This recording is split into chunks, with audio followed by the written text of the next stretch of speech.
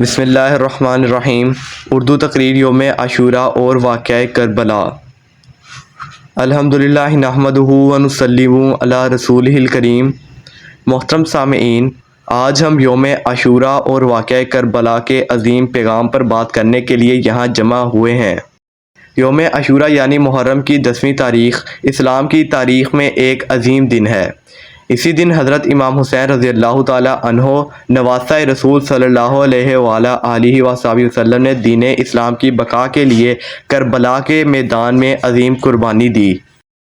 حضرت امام حسین رضی اللہ تعالیٰ عنہ نے فرمایا، مجھ جیسا یزید جیسے کی بیعت نہیں کر سکتا۔ یہ الفاظ ہمیں بتاتے ہیں کہ باطل کے سامنے جھکنا حسین رضی اللہ تعالیٰ عنہ کے ماننے والوں کا شیوا نہیں۔ کربلا میں ظلم، فاقہ، پیاس اور شہادتیں ہوئیں، لیکن امام حسین رضی اللہ تعالیٰ عنہ اور ان کے ساتھیوں نے نماز کو ترک نہیں کیا، حق کا علم سرنگون نہیں ہونے دیا۔ محترم سامعین، یزیدی لشکر نے پانی بند کر دیا، چھوٹے بچوں تک کو پانی نہ دیا۔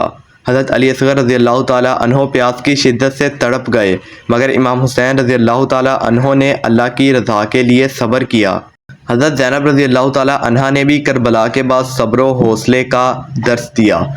کوفہ و شام کے بازاروں میں خطبے دے کر یزید کے ظلم کو بے نقاب کیا۔ کربلا ہمیں کیا سکھاتا ہے؟ سچ کے لیے ڈٹ جانا، ظلم کے سامنے نہ جھکنا، نماز اور دین کی حفاظت کرنا، صبر و استقامت اختیار کرنا۔ اگر ہم چاہتے ہیں کہ اللہ ہم سے راضی ہو تو ہمیں دین پر ثابت قدم رہنا ہوگا، برائی اور ظلم کے خلاف بولنا ہوگا۔ قرآن مجید میں اللہ تعالیٰ فرماتے ہیں، اور ظالموں کی طرف مت جھکو ورنہ تمہیں بھی آگ پکڑ لے گی۔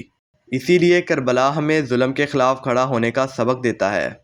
آج کے دن ہمیں کیا کرنا چاہیے؟ اپنے دل میں محبت حسین رضی اللہ تعالیٰ عنہ پیدا کریں، نماز کی پابندی کریں، ظلم کے خلاف آواز اٹھائیں، مظلوموں کی مدد کریں، اپنے اخلاق اور کردار کو بہتر بنائیں۔ محترم سامعین، امام حسین رضی اللہ تعالیٰ عنہ نے سر کٹا دیا لیکن ظلم کے سامنے سر نہیں جھکایا۔ ہمیں بھی سچائی پر قائم رہنے کا عہد کرنا چاہیے۔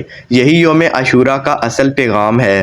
آخر میں دعا ہے کہ اللہ ہمیں امام حسین رضی اللہ تعالیٰ عنہ کے راستے پر چلنے کی توفیق دے، دین پر ثابت قدم رہنے کی ہمت دے اور ہمیں ظالموں کا ساتھ دینے سے محفوظ رکھے۔